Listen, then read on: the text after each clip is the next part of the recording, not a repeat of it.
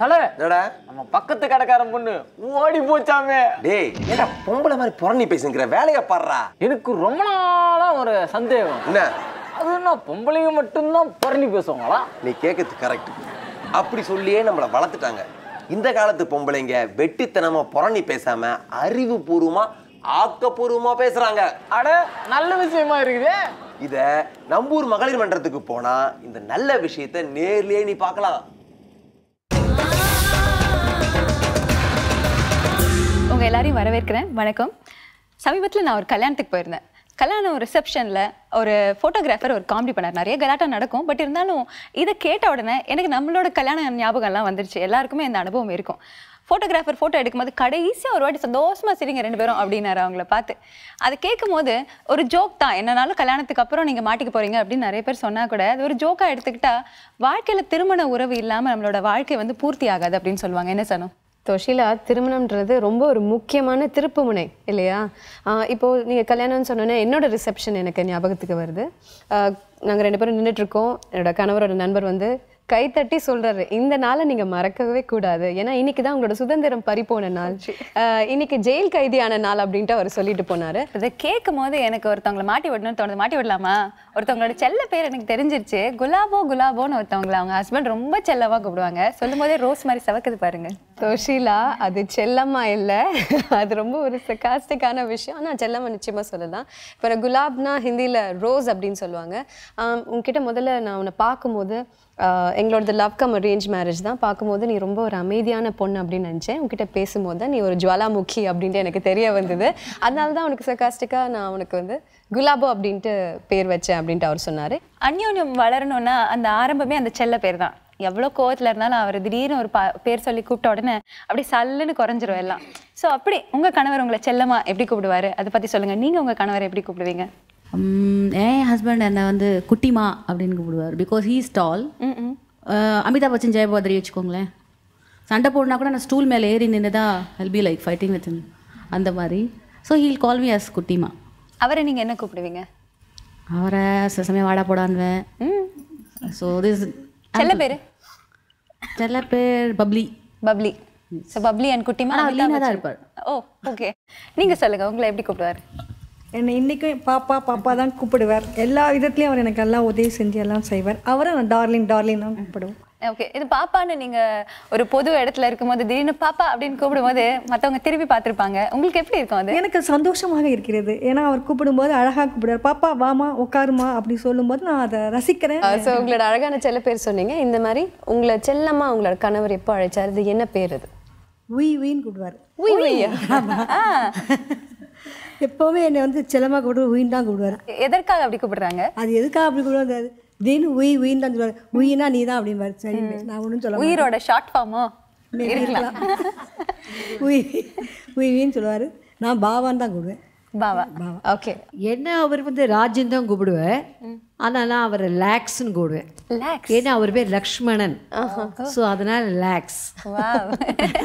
So அமெரிக்கனைஸ் பண்ணி நீங்கள் அவரை லேக்ஸ் கூப்பிட்றீங்க. ஸோ இந்த மாதிரி செல்ல பேர் வேற என்ன? எங்கள் வீட்டுக்காரர் ஹேமாவதி அப்படின்னு கூப்பிடுவார். ஆனால் நான் அவரை வந்து புருஷான்னு கூப்பிடுவேன்.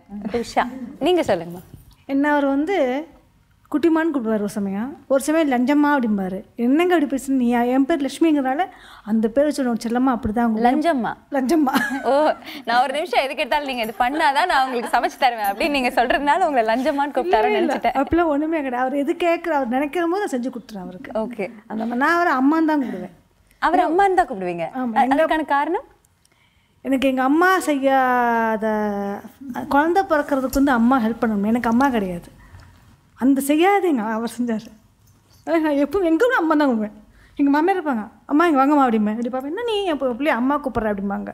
நான் அவர் அம்மா தான் கூப்பிடுவேன். அவர் ஒன்றும் சொல்லலை அப்படிம்பேன். பேசாமல் தருவாங்க. அழகான காதல் அது. நீங்கள் சொல்லுங்கள். எங்கள் வீட்டுக்காரை வந்து நானுன்னு கூப்பிடுவேன். நான் என் பொண்ணு நாயனான்னு கூப்பிடுறதுனால அதை கொஞ்சம் குறுக்கி நானுன்னுவேன். அவர் என்ன கம்முன்னுவார். கம்மு கமலா என் பேர். ஹிந்தி வேர்ட்ல எப்படி உங்களை கம்முன்னு கூப்பிடுறாரு? கமலா என் பேர். அதை ஷார்ட் பண்ணி கம்மு செல்லம்மா அப்படின்னுட்டு அது இந்த நாள் வரைக்கும் எனக்கு அந்த லவ் தாட்டு இன்னும் தொடர்ந்துக்கிட்டே இருக்குன்றதை பெருமையாக சொல்லிக்கிறேன். ஓகே. என் ஹஸ்பண்ட் என்னை அம்மான்னு தான் கூப்பிடுவார். கடைசி அவர் என்னை அப்பான்னு தான் கூப்பிடுவேன். ஸோ அந்த அம்மா அப்பா, அதாவது ஹஸ்பண்ட் அண்ட் ஒய்ஃபை தாண்டி எங்களுக்குள்ள அது ஒரு அந்த அம்மான்னு கோவம் வந்தால் தான் என்னை சந்திரான்னு கூப்பிடுவார். சந்தோஷமாக இருக்கும் போதில் அம்மா தான். எந்த ஒரு காரணத்துக்காக உங்களை வந்து அந்த அம்மா அப்பா கணவன் மனைவிக்கு இடையில வந்து அம்மா அப்பான்னு தன்னை கூப்பிட்டுக்கிறது வந்து நிச்சயமாக ஒரு பெரிய விஷயம். எந்த ஒரு அனுபவம் உங்களை எப்படி பேச வைக்குதுமா? ஏன் உங்களை அம்மான்னு சொல்கிறாங்க? அது என்னன்னு தெரியல. ஃபஸ்ட்டு டே வந்து எந்த வந்து love cum arrange marriage. I am a Brahmin, is a Christian. எங்களுக்கு அது வந்து கல்யாணம் ஆகி வந்த உடனே அவங்க அம்மா மூக்குத்தி போட்டிருப்பாங்க. ஆஸ் அ கிறிஸ்டின் மூக்குத்தி போட்டிருப்பாங்க. நானும் மூக்குத்தி போட்டிருக்கேன்னு என்னை அம்மான்னு தான் கூப்பிடுவார். அம்மா, நீங்கள் காதல் திருமணம் செஞ்சுக்கிட்டீங்க அப்படின்னு சொன்னீங்க. ஸோ காதலிச்சு திருமணம் செய்த பிறகு உங்களோட அந்யோன்யம் எப்படி இருந்தது? ஏன்னா காதலிச்சு திருமணம் செஞ்சால் அந்த பரஸ்பர புரிதல், அந்த நெருக்கம், அன்பு, அந்த சண்டை எல்லாம் முடிஞ்சு ஒரு நெருக்கமே வேறு மாதிரி இருக்கும். இன்னும் அன்பாக இருப்பீங்க. ஸோ அந்த மாதிரி உங்களோட அந்யோன்யம் எப்படி இருந்தது காதல் திருமணத்தில்? எனக்கு கல்யாணம் ஆகும்போது I'm 20 years. My husband is 23. எங்களுக்கு வந்து ஒன்றுமே தெரியாது. அதாவது இப்போ 23லலாம் ஜென்ஸ் கல்யாணம் பண்ணிக்கிறதே இல்லை, 20லேயும் பண்ணிக்கிறது இல்லை. பட் கல்யாணம் அன்னிலேருந்து எங்கள் 2 பேருக்குள்ளே இருந்த அந்த அந்யோன்யம், இப்போ என் ஹஸ்பண்ட் இல்லை உயிரோட, பட் அந்த நினைவு தான் நான் இன்றைக்கும் ஹாப்பியாக இருக்கிறதுக்கு வச்சுருக்கேன் லைஃப்பில். ஒரு நாள் கூட என்னை ஒரு கோவமாக பேச மாட்டாங்க. இன்னொன்று, நாங்கள் கல்யாணம் ஆனவொன்னே எடுத்துக்கிட்ட முடிவு, எங்களோட ஈகோவை எதுவாக இருந்தாலும் அதை வெளியில் வச்சிடணும். இன்னொன்று, 2 பேரும் சண்டை போட்டால் சாயந்தரம் சூரியன் அஸ்தமிக்குது பார்த்திங்களா, அதுக்குள்ளேயே 2 பேரும் மறந்துடணும். இதை நாங்கள் கடைசி வரைக்கும் கீப்பப் பண்ணோம். எங்கள் 2 பேருக்குள்ள ஆர்கியூமெண்ட் இல்லாத ஃபேமிலியே இருக்காது, வரும். ஆனால் சாயந்தரம் ஆனால் 2 பேரும் ஒன்றா சாப்பிடுவோம். அந்த என்ன சொல்கிறது, சாப்பாட்டு விஷயத்தில் வந்து கணவனும் மனைவியும் உட்காந்து சாப்பிட்டு அந்த இருக்குது பார்த்திங்களா, அந்த அந்யோன்யம் வேறு எதுலேயும் கிடைக்காது. அப்போ தான் அவருடைய அந்த சாப்பிடும்போது அவர் முகத்தில் தெரிகிற அந்த சந்தோஷம், அதை நான் அனுபவிக்க முடியும். அதேமாரி நான் சமைச்சதை அவர் பாராட்டும் போது எனக்கு அந்த ஹாப்பினஸ் கிடைக்கும். நிஜமாகவே எனக்கு கடவுள் கொடுத்த ஒரு ஒண்டர்ஃபுல் ஹஸ்பண்ட், அதேமாரி நானும் அவருக்கு கிடைச்ச ஒரு ஒண்டர்ஃபுல் ஒய்ஃப். 2 பேரும் என்ன சொல்கிறது, 37 years ஜஸ்ட் லைக் தட் போயிடுச்சு. லவ்வுங்கிறது வந்து ஒரு சின்ன நூல், அதில் பாசங்கிற அந்த சின்ன அந்த கல் இருக்குது பார்த்திங்களா, இந்த லவ் அதில் கட்டிட்டோம்னா எந்த சூழ்நிலையும் அது அருகவே அருகாது. அதுதான் லைஃப். இந்த ஜெனரேஷன் வந்து நீங்கள் சொன்ன விஷயம் மனசுக்குள்ளே அந்த விஷயத்தை ஏற்றுக்கிட்டு வாழ்ந்தாங்கன்னா எல்லாருமே சந்தோஷமாக இருப்பாங்கன்னு நான் நினைக்கிறேன். ரொம்ப அழகாக சொன்னீங்க. இப்போது காதல் திருமணம் பற்றி பேசும்போது இன்னொரு காதல் அனுபவம் கூட காத்துட்ருக்குன்னு நினைக்கிறேன். சொல்லுங்கள். எங்கள் அப்பா எங்கள் அம்மா லவ் மேரேஜ். அவங்க அடிக்கடி சண்டை போட்டுப்பாங்க, அதுக்கப்புறம் உடனே பேசிடுவாங்க. அது கூட அம்மா பேசலைனாலும் அப்பா வந்து சமாதானப்படுத்தியாவது பேச வச்சுருவார். இவங்க 2 பேரும் எங்கேயாவது வெளியே போனால், அக்காவுக்கு இப்போ தான் மேரேஜ் ஆச்சு, நாங்கள் சமீபத்தில் வெளில போனோம். அப்பாவும் அம்மாவும் கை கோத்துக்கிட்டு போனாங்க, என்னை பின்னாடி விட்டாங்க தனியாக. என்னை மட்டும் பின்னாடி விட்டு நீங்கள் மட்டும் கை கோத்துட்டு போகிறீங்கன்னா, நாங்கள் லவ்வர்ஸ், நாங்கள் அப்படி தான் போவோம், நீங்கள் தனியாக வாங்க அப்படின்ட்டாங்க. அப்போ நான் வேணுன்ட்டு அந்த கையை இது பண்ணிவிட்டு நடுவில் போனேன். அப்படி அவங்க பாசமாக இருக்கிறதுலாம் எனக்கு கொஞ்சம் பொறாமையாக இருக்கும். இப்போ வந்து நீங்கள் துஷிலா எல்லாரும் காதல் திருமணம் பற்றி சொன்னாங்க இல்லையா? நிச்சயிக்கப்பட்ட திருமணம், அதாவது அரேஞ்ச் மேரேஜில் வந்து அந்யோன்யம் எப்படி இருக்குது? என்னோட டெலிவரி அப்போ நான் அந்த உள்ளார இருக்கும் பொழுது அவர் கண்ணா பின்னான்னு திட்டுறேன். அந்த படுத்துட்ருக்கேன் ஸ்ட்ரக்சரில், பயங்கரமாக திட்டு அவருக்கு.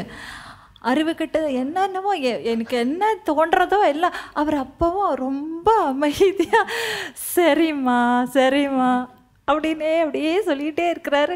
அது எனக்கு இன்ன வரைக்கும் சரி நம்ம அப்படி ஆயிட்டு, அதனால தான் நான் வந்து பேசாத அப்படி ரொம்ப அமைதியா இருந்துட்டு. அந்த தருணத்துல அவங்களோட அந்யோன்யத்தை நீங்க உணர்ந்திருக்கீங்க. மேபி அன்னிலேருந்து அவங்க காதலிக்க ஆரம்பிச்சாங்களோ என்னமோ இல்லையா? பிரசவ டேபிள்ல இருந்து ஆரம்பிச்சது உங்களோட காதல். ஆமா, நீங்க இங்க இருக்கீங்க. உங்களோட திருமணம் பத்தி சொல்லுங்க. உங்களது காதலா, அரேஞ்ச் மேரேஜா? நீங்க அந்யோன்யம் எப்படி இருந்தது உங்க கல்யாணத்துல? வந்து அரேஞ்ச் அப்புறம் லவ் மேரேஜ். எப்படின்னா, நான் வந்து ஆம்பளைங்களே வெறுத்துன்னு இருந்தேன். இந்த சென்ஸ், நான் அட்வர்டைஸிங் ஏஜென்சியில் ஒர்க் பண்ணிகிட்டு இருந்தேன். அண்ட் நான் பார்த்த என்னோடய ஃப்ரெண்ட் சர்க்கிள்ஸ் எல்லாமே ஜென்ஸ் வந்து நெகட்டிவிட்டி. எப்படின்னா, ஒருத்தர் வந்து ஒய்ஃப்ஸ் கொடுமைப்படுத்துறது அண்ட் டாமினேஷன். ஸோ அந்த மாதிரியே பார்த்துட்டு இருந்தேன். அதுல இருந்த வெறுப்புல எல்லாம் தாண்டி இவரை பார்த்து நீங்க இம்ப்ரெஸ் ஆகி கல்யாணம் பண்ணிருக்கீங்க. பண்ணிட்டேன். அது எப்படி சொல்றதுன்னா, நான் அதான் I finish it in short and sweet. அதில் அந்த அவர்கிட்ட எனக்கு ரொம்ப பிடிச்சது என்னென்னா, என்னை பொண்ணு பார்க்க வரும்போது he told me is negativity. அதில் தான் எனக்கு வந்து அவரை ரொம்பவே ஒரு ஹை ரிகார்ட்ஸ் இருந்தது. அண்ட் இன்னி வரைக்கும் பார்த்தீங்கன்னா 2 பேரும் ஒருத்தருக்கு அண்டில் பறவை மாதிரி தான். ஸோ இப்போ எனக்கு வந்து அவரோட தோல் தேவைப்படுறதுன்னா I lean on his shoulder. அதே மாதிரி ஒருத்தருக்கு வந்து வெளியில் யார் எங்களோட இது வந்து உள்ளே வேணால் குஸ்தி போட்டுப்போம். You will fight inside boxing மாதிரி. பட் வெளியில் ஒருத்தருக்கு விட்டே கொடுத்துக்க மாட்டோம். ஸோ என்ன சூழ்நிலை ஆனாலும் அழுதாலுமே நாங்கள் 2 பேரும் ஒன்றா தான் இது. பட் வெளியில் பொறுத்த வரைக்கும் we both what to say powerful team. So இன்னி வரைக்கும் இட்ஸ் ஆல்ரெடி 12 years ஓவர். இந்த செப்டம்பர் 11th 12 year ஓவர் ஆச்சு. கங்க்ராச்சுலேஷன்ஸ். ஒரு டெக்கேட் நீங்கள் கிளியர் பண்ணியிருக்கீங்க. வீட்டில் ஒலிம்பிக் மேட்ச் நடந்தாலும் யாருக்கும் தெரியாதுன்னு அவங்க அழகாக எடுத்து சொன்னாங்க. உங்களோட 12 வருஷம் அந்த திருமண வாழ்க்கையோட சந்தோஷம் முகத்தில் தெரியுது. இன்னும் அந்யோன்யத்தை பற்றியும் திருமண வாழ்க்கை பற்றியும் நிறைய விஷயங்கள் பேசலாம்.